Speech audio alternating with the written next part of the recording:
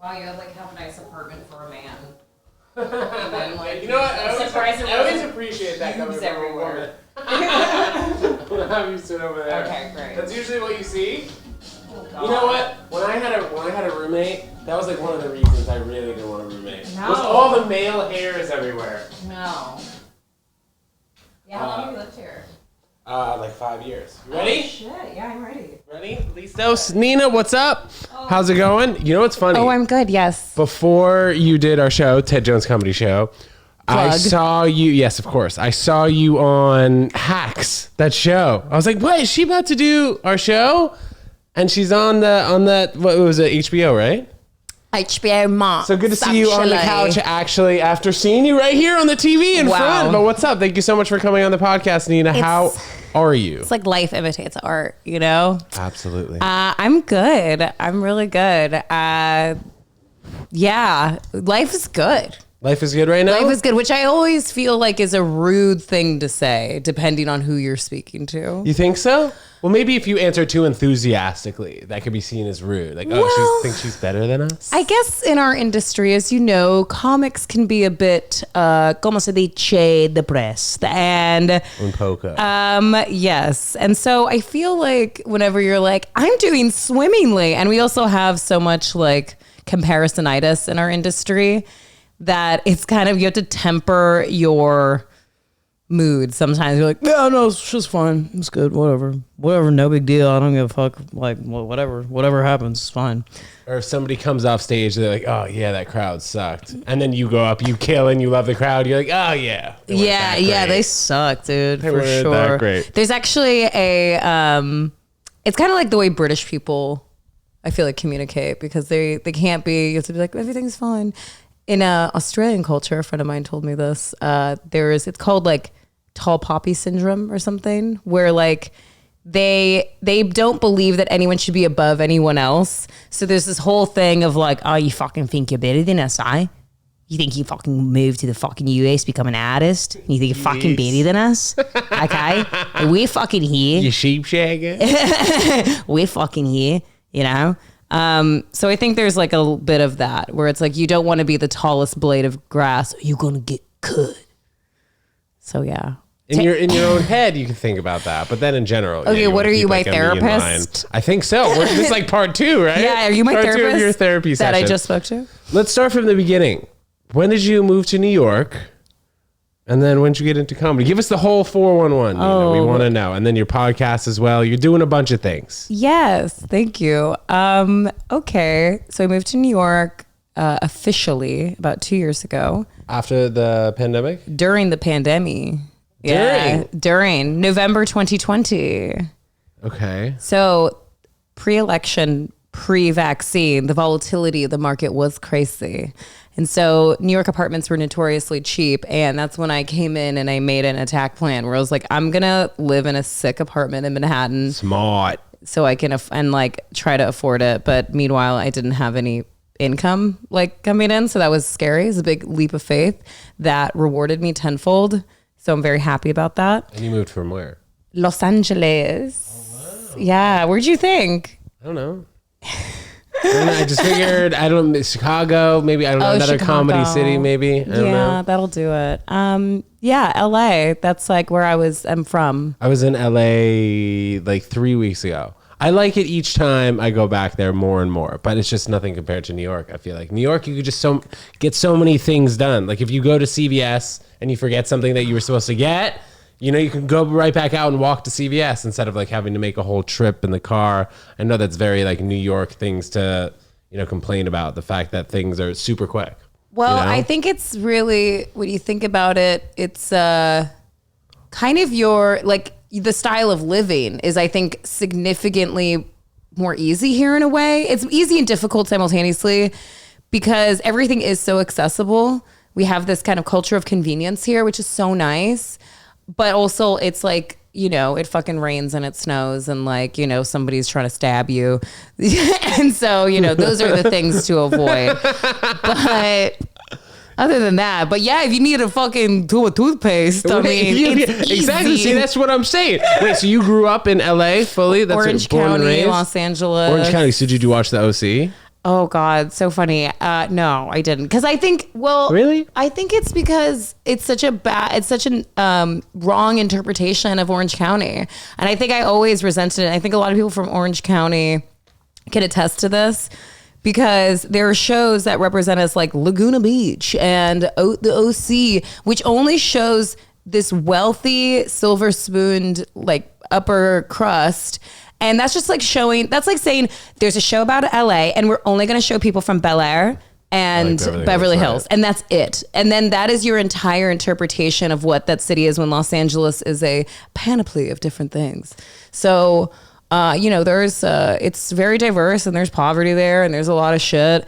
And I actually think about this often because I don't think there's another place on the planet where there's so much hostility towards. If you're like, I'm from the like Orange County, people are like, oh, it sucks. You suck, probably. Instead of what though? Oh, I grew up in Seattle. Oh, that's cool, man. That's cool. That's nice. And it might have been from those early TV shows or like those Yeah. first days of what channel was the OC on? Was it a Fox? They Maybe- assume if you tell people you grew up in Orange County, they assume that you're rich. And I did not grow up rich in any way, shape. I grew up pretty poor. Mm-hmm. And so I think I just resent it because there's so much like conclusions that people jump to that are just not true. And so I get like really like, fucking back the fuck up, Did bro. you stay there for college as well? If you I went to went? Long Beach State. I dropped out. I don't have a college You're an degree. artist. Yeah, True dude. artist. I actually studied art history. Oh, really? So I was gonna make like so much money with that degree. So that's why I got into it. I was feel like, you. this is lucrative. And it's interesting too. I like it. But yeah, I was in LA for a long time, moved there when I was 18. And So you moved to OC to Long Beach. no, LA straight. But then when you went to Long Beach, I just drove. how old were you? I was 18. Oh, you went from LA to Long Beach? Oh, no, Is wait. that close? I went to Yeah, skip. I went to OCC, which is a community college. I had really bad grades. I barely passed high school. I had bad grades too. Oh my God. Once I got to college, I was doing better just because. Me too. I was on the tennis team and the tutors got the tests like early and got us homework early. So it was a lucrative type of situation as you were referring to before, but I was like a journalism major. I was initially a journalism major, and yeah? I wrote for my high school paper, The Golden Arrow. Shout out Woodbridge High School. Cool. Irvine. Woodbridge, Irvine. Yeah, bro. That's lit. But yeah, I was a staff writer. Yeah. What's a staff writer? I don't know. I wrote What that stories. position means. It's a great thing. It's like when people say I'm in equity. I'm like, I don't know what that means It at means to all. make money, potentially. Yeah, but it's like you're in the business of managing money. So you're in the business of managing the paper. No. I just would be like, okay, Bosh, we gotta do a story on these water fountains. Apparently, I don't know. No, it'd be like a book review, and I'd be like such a fucking cunt that I'd be like, I read Cat's Cradle by Kurt Vonnegut, and here's my fucking hot take. Deep. Like Kurt Vonnegut, deep. Were you in plays and stuff in high school? no, The theater major and stuff? No? I thought, it's funny. I was such a bad kid in high school. I was like a stoner. I did a lot of drugs. I partied a lot. I had a fake ID. I went to, my dad lived in LA, and I went to LA quite often when I was a teen.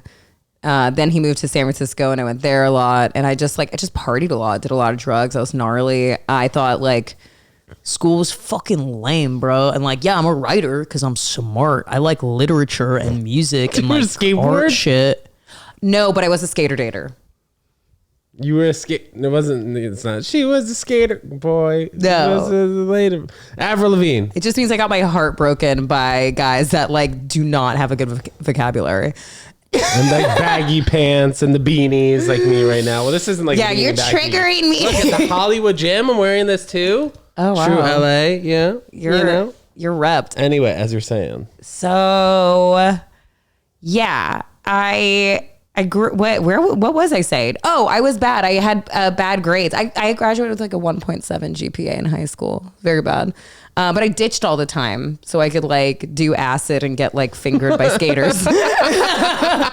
And it's hard to Amazing. study when you're doing those. It was really busy. some things are more valuable at the time, and you can't regret those things that you did in the past in high school. Why did you move to New York though from LA? just kind of needs to get out of. comedy. Yeah. Well, I lived in the same 30-mile radius the first 30 years of my life. Okay. And I think that's really limiting in a lot of ways. I think I really admire people's like journey throughout life and the world. And, you know, a lot of people are like, oh, I grew up in Massachusetts and then I went to college in Florida. And then after that, I like moved to Texas and I did. And I think you learn about yourself when you have to consistently like submerge yourself in new environments. And I'm really impressed with that. I'm also the only person, now the first person in my family born in the US. And so my mom immigrated here from Iran.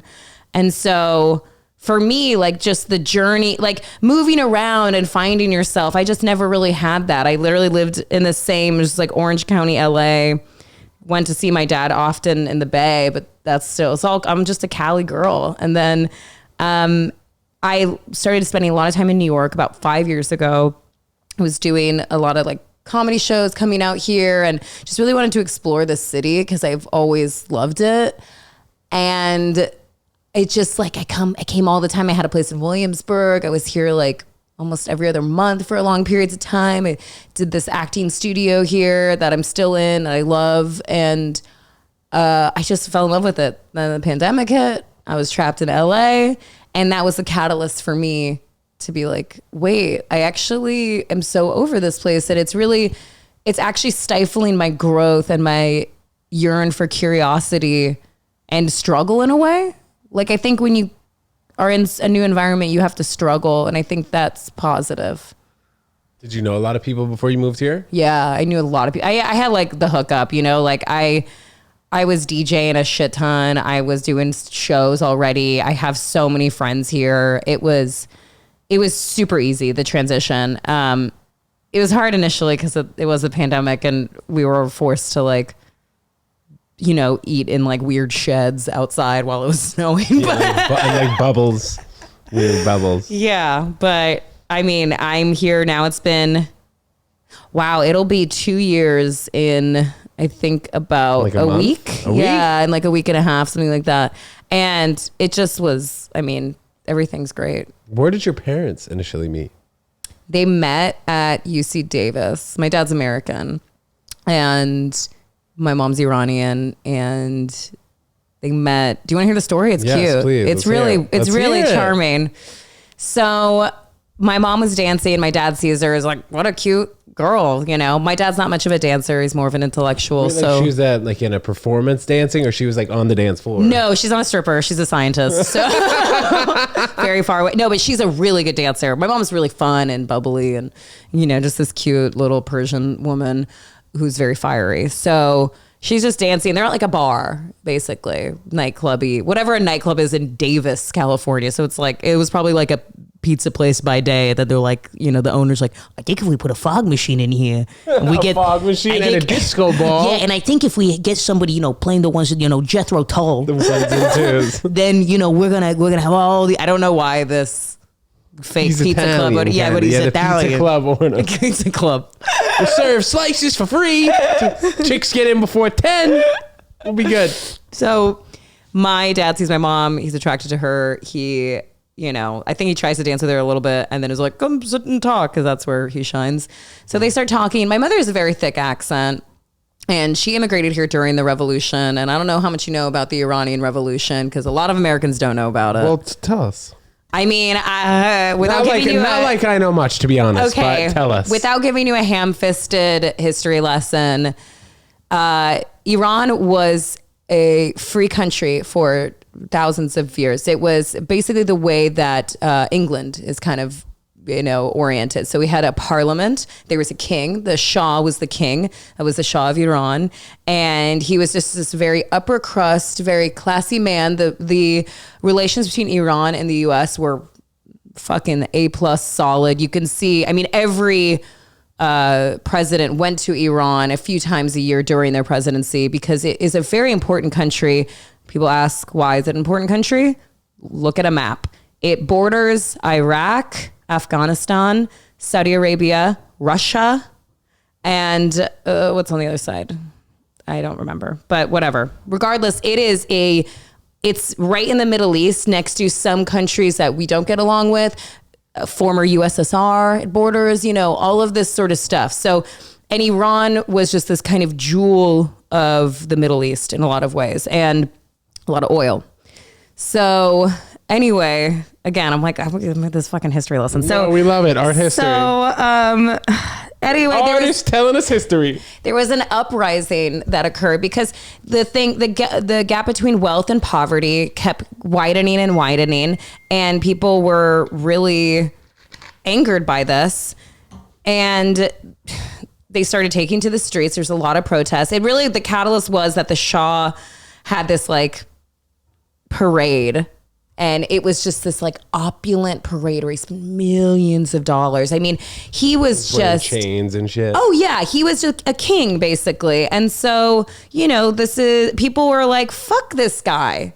And so there was a revolution brewing. Now, the thing about a revolution is that you don't know which way it's going to go. When you explode something, you don't know where it's going to go. So now what happened to what happened to Iran is that it became an Islamic republic. And that's why women are forced to wear hijabs. They are not allowed to go to. Sorry. Oh no, you're good. Go ahead. Keep going. They're not allowed to like literally play music, listen to music. There's alcohol is banned because it's Islamic rule. And before it was a country where, my family, some of them are Muslim, some of them are Jewish, some are Zoroastrian, some are Christian. Like it was a free country where you could do fucking anything. You look at photos of Iran in the 60s, 70s. It's just like a swinging hot, cool place. It's like if Paris all of a sudden became Handmaid's Tale. It's just like so crazy how it happened. And I think what's the saddest about it is that it's really seldomly known in the US. And I think that really hurts a lot. Well, do you think social media recently has brought light to it way more so than ever before? Oh yeah. Oh, and that's the funny thing is that people are saying, oh my God, what's happening in Iran? There's these protests and everything. I'm like, do you know that there's protests all the time in Iran and they kill their people? Like there's the last protest in Iran, they murdered like 400 people. So, but we don't know about this shit because it's like, when a car bomb goes off in Bangladesh, do we really we're like, oh, well, that's foreign policy. It almost seems like when you turn on a proper news station at like 6 p.m. or 7 p.m. at night, you hear about something like that almost every day. Yes, it's really normalized. And I think that, look, what occurred though is that the tension between Iran and the US started getting fucking bad because Carter was president at the time. This is 77, 78. Again, everything was good between Iran and the US, all copacetic. Then the people start to revolt. The Shah's like, I gotta get the fuck out of here. They're gonna literally murder me in the streets. So bring out the guillotine. Yeah, he wants to go to the US. Now, the US is like, especially with Jimmy Carter, he just got into office and he's like, I can't touch this shit. Like, I can't fucking touch this. He was very much a president that didn't want to do any foreign policy, didn't want to meddle in people's affairs, which was smart. But he was also like, I don't know how to deal with this. He allowed the Shah to come in because he had lymphoma. And so he was going to die. So he's like, come in. Now the Iranian people are like, fuck you, the United States. Fuck you. So they start burning the United States flag in Iran, in Tehran, the capital. This is 78. Shit is brewing. And people are like, death to America, death to America. A bunch of Iranians are saying this. Some people want, some form of socialism, democratic socialism. Some people want Islamic rule. Some people want like communism. So there's this push and pull of what people want. And then they settled on having Khomeini be the leader. And he, if you know anything about Iranian history, is a fucking asshole. But the Ayatollah Khomeini is a dictator. So we just basically we went from having a king with a crown to a king with a turban. That's basically what happened. So he's he became this like superpower, and he really has hurt so many of his own people, and it's really sad that this country my whole family lost their country. Like that's like devastating. Anyway, so my mother is in the US while because it starts brewing, and then she comes to the US for education. Luckily, my family had money, so they sent her there. She came here by herself, didn't speak English. Arrived in JFK old is she, airport. by the way? She's 64. No, at the time. She was, oh gosh, 20. So she comes to like, and she was like born with a silver spoon in her mouth too. And so like that's the fucked up thing is that like my family, it was a lot like, it was like the wealthy people. So the people that they hated. In Iran. Yeah. So they were like, let's get the fuck out of here. That was a part of her Yeah, leaving? but my family got caught there because you couldn't leave. I mean, you go to the airport in Tehran during this time and there's just armed teenagers that are like a part of the Islamic renegade that are not allowing people to leave. And my family, my grandparents got stuck there, but then they fled to Switzerland and all this crazy shit. So anyway, my mom is here while this is happening. Okay. So she's like, fuck, like my country's dissolving. This is the late 70s. You can barely contact people. Phones are not working. They shut down everything. I mean, in Iran now, what they do is they'll shut down the internet. They'll do like some Russia shit and some fucking North Korea shit. Question now though, the internet in Iran, like how similar is it to having, free reign on the internet in New York? If it's similar at all? I'm not sure, to be honest with you. I don't know, but I know that there's so many things that are outlawed there. So I feel like pornography, something like that. Yeah, like that's no good. Well, it's funny if you watch any contemporary Iranian film, but there's really great Iranian films. One's called A Separation that won the best picture for foreign language film like 10 years ago. But everything you make has to almost support the Iranian government. It's like propaganda. So what a lot of artists will do to skirt around that is that they'll get really creative. Like they'll get really creative with their artwork and commenting upon something in a really artistic way without pushing too many buttons, which I really admire because you know what they're talking about. And you're like, wow, what a great metaphor you've created for everyone because you have no freedom to say what you actually want to say. So, anywho, sorry, the story's like a Tarantino movie. I'm like, we love it. It is cut up. We love it. So, while my mom is here and all of this thing is happening, she's alone, she's terrified, all this shit. People hate Iran at this point. I mean, you can look at footage of people in the United States in the late 70s burning Iranian flags because they're like death to America.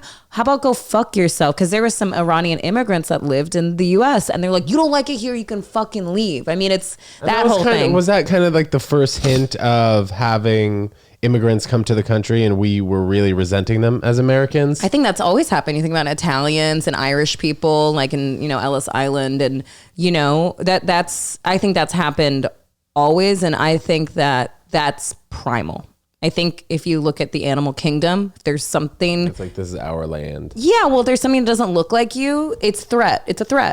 I think our brain is really animalistic in that way. I think it's just like, oh, you're different. Yeah. Why are you wearing that thing in your head? What does that mean?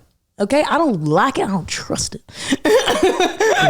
So I think it's just, I don't know. It's been normalized that people they have an aversion to things that they don't understand and are not like them.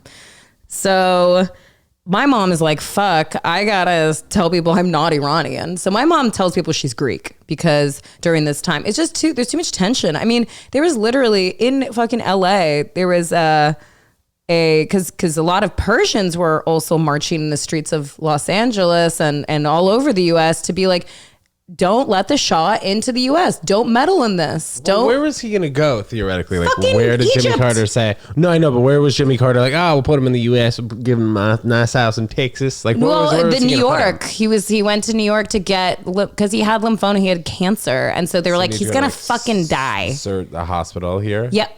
Yeah.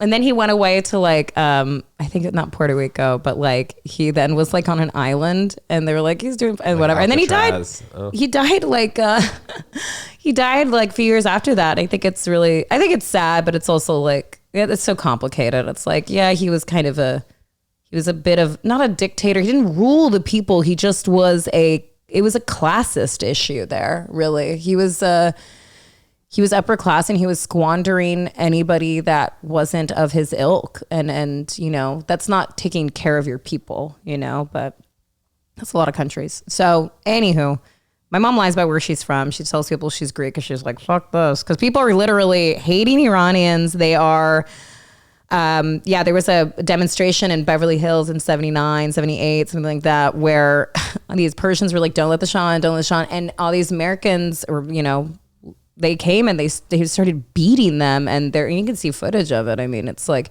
this sentiment, this like anti-Middle Eastern sentiment, I think really sprouted and a lot, I mean, you could look at Israel, Palestine as well. And like Palestine, where did it really sprout? And it's like, I think where there is greed, there's always going to be tension.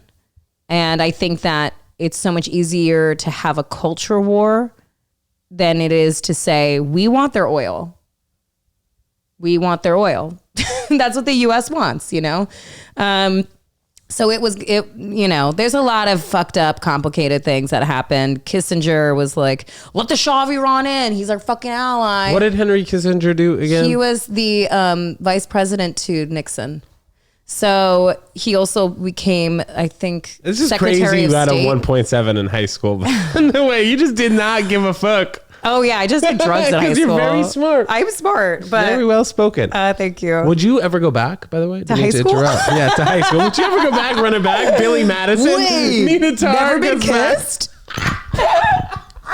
Journalism major? Would you go back to high school? Yes. Imagine. You'd be the superstar there. That'd be great. But Iran, have you ever been? Or would your mom ever go back? My mom went back in the 90s to try to reclaim some of the land that we had. And she didn't want to. Well, it was like a business trip for her. She didn't want to bring 5. you.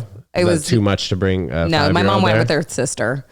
It was too much to bring me. I Would was you 5. ever go though? Yeah, I would go if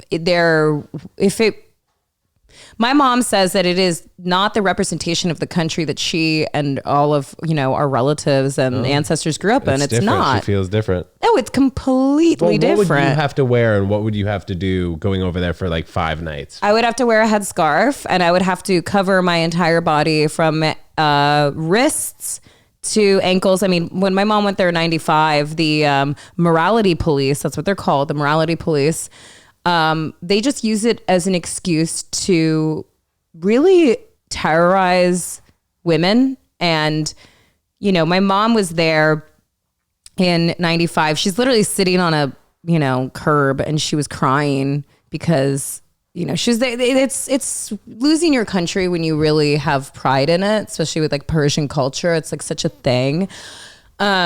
She said it was like the most miserable week of her life. But anyway, she's sitting on the curb and this cop is like, she's wearing a raincoat over jeans. And they're like, you need to button that. It was a final button. You need to button that button. She's like, what?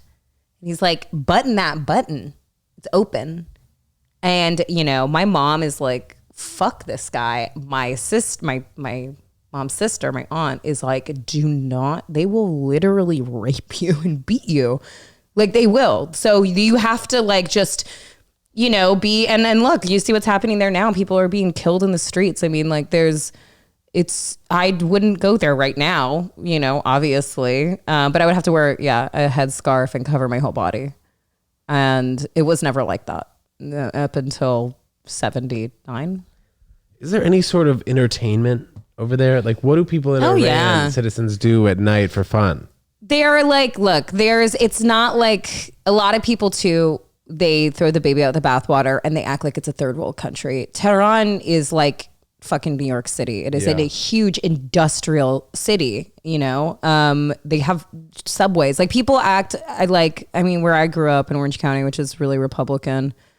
People thought that my mom lived where like camels lived in the desert. And that's, I think, also this kind of dehumanization that the West does to other countries, like this kind of what I was saying before about culture war of like, oh, they're nothing like you. I mean, they wear things on their head and they like hang out with camels and they're in the desert and they like wear weird little shoes that have the tips on them. It's weird. And so I think that there is this consistent dehumanization of like, well, they're barely, it's like what early Americas did to Africa of like, they are, they're what's the word? Like this, like kind of like they're, oh my God, I'm trying to think of the fucking word. Like just Bless their poor little heart. yeah, yeah, sort of thing. And it's like it's so much easier to act like they're collateral when they're barely a human. You know, it doesn't matter. So I think that the misrepresentation of Iran in so many ways is just it's really hurtful. You know, it's really hurtful, especially like that's the only culture I know. My dad's adopted. I was raised by a single mom. All I have is my Iranian like heritage.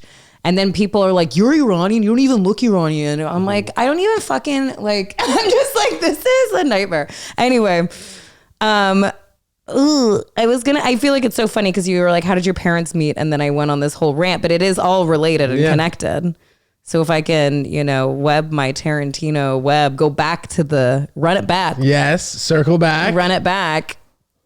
My parents, also Iran-Contra happened. And after the hostage crisis, do you know about this? No. So they took like 400 Americans that were at the American embassy in Iran, and they held them hostage for 445 days in 1980.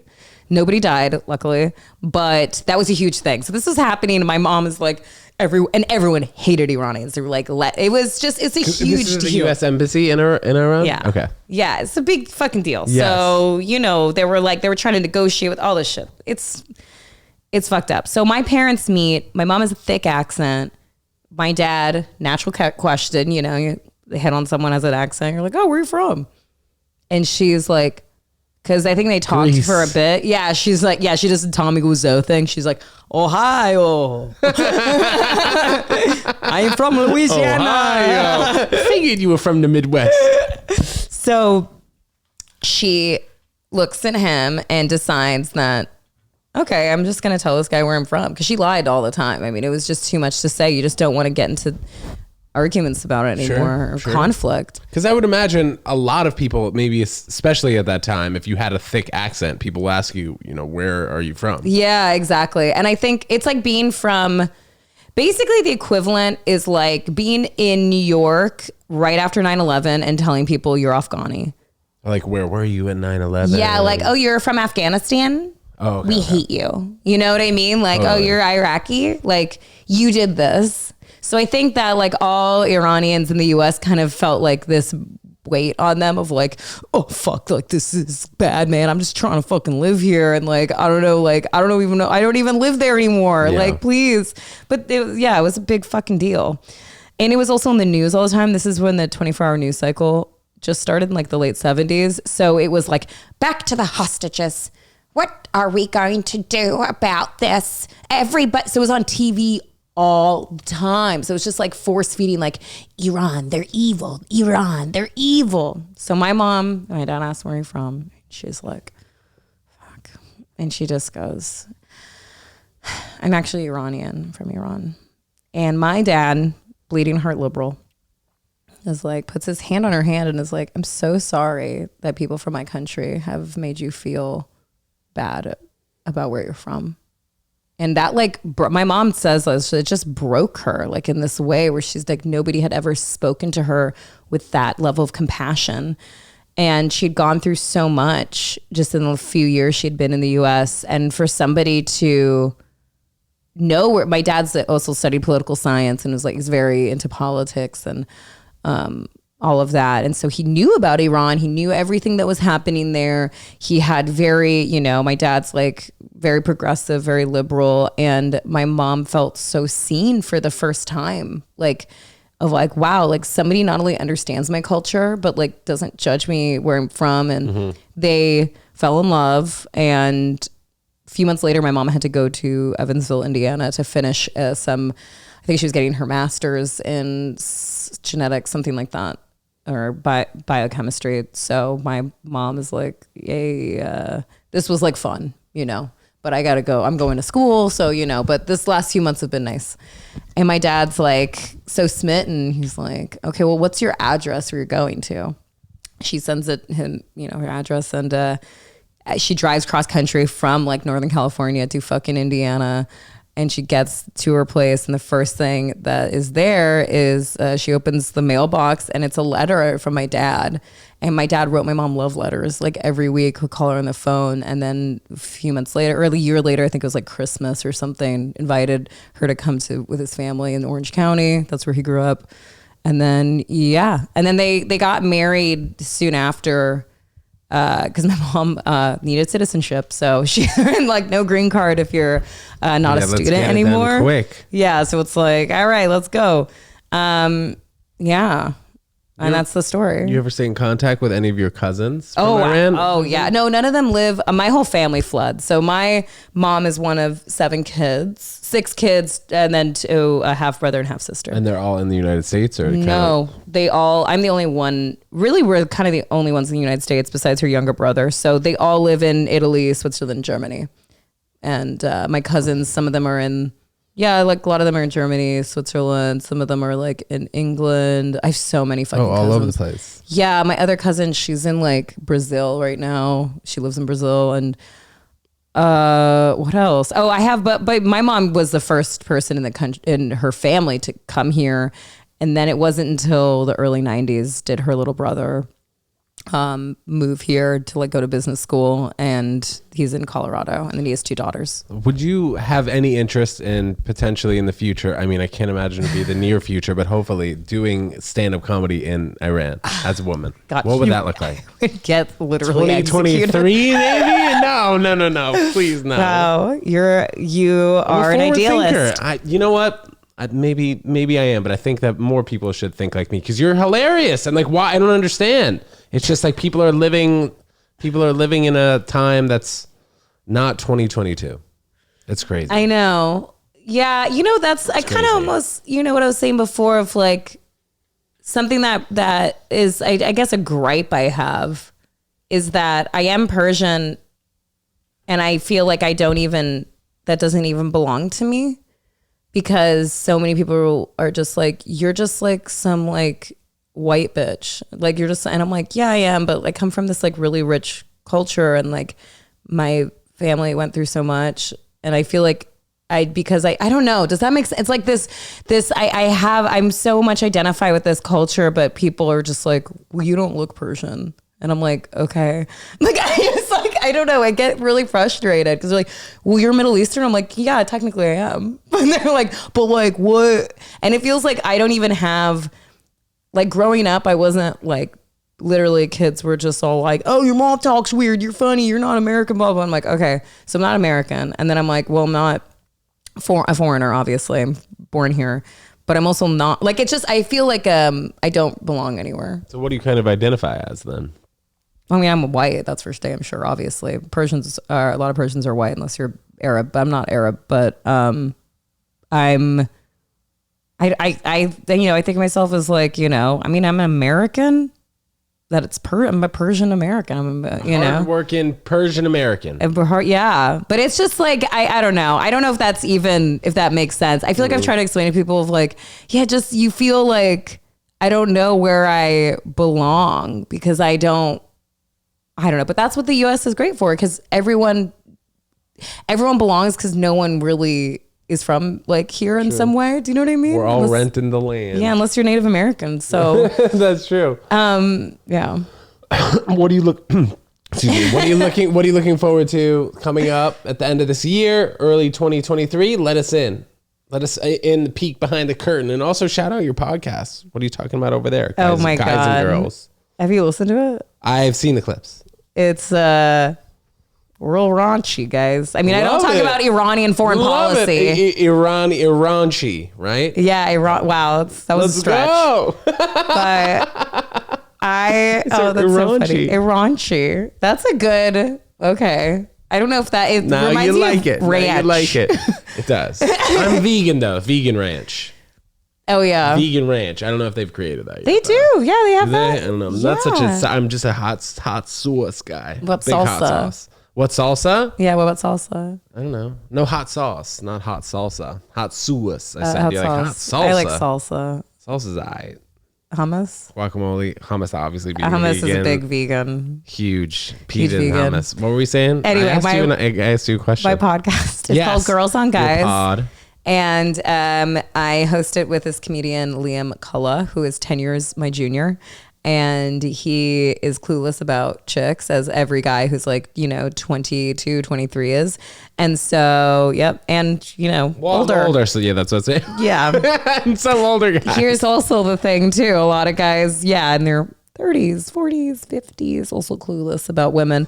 So I have a different female co-host on every time, or guest, and it's usually a comedian. We've had OnlyFans girls, we had some actresses, and we have some questions we get from our listeners, and we answer them, just topics. But I definitely don't talk about like Iranian foreign policy Then on this is it. refreshing for everyone Well, it was listening. refreshing for me actually, because I'm like, Yeah. I always talk about like Honestly, fucking. I can't remember the last time I like fully learned a topic. The last time we came on the Ted Jones World podcast, because they're usually just shooting the shit, as I said before we hopped on. You're like, oh, what's it related? Imagine I was like, well, it's oppressed females in the Middle East. You're like, oh, I got it. Yeah, well, it's kind of I guess it's refreshing on my podcast to be on a podcast and not literally talk about like this one time I was blowing this guy and like his fucking roommate walks in. I mean, that's really what it is. And I'm like, okay. Well, that's exciting too. That's exciting. It's too. really, Come it's on. exciting. I have, but yeah, I mean, look at me wax poetics about Henry Absolutely. Kissinger. End of this year though, fun stuff coming up. I'm going to LA on Saturday. Where do you stay? Where you go there? Home?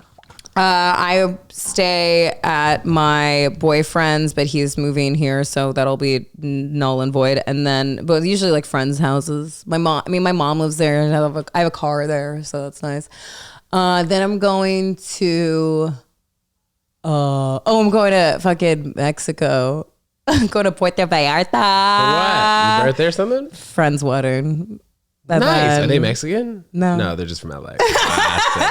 Yeah, like Classic. legit. Good Yeah, combo. yeah. They like come to our beautiful fucking Mexico wedding. Costs 11 mil to stay there. Actually, maybe not. Sorry, I didn't mean to generalize. But usually going there, I would think it would cost. Yeah, a little it's bit like of money. Cancun or something. Right. Is it? Oh, so it's all inclusive?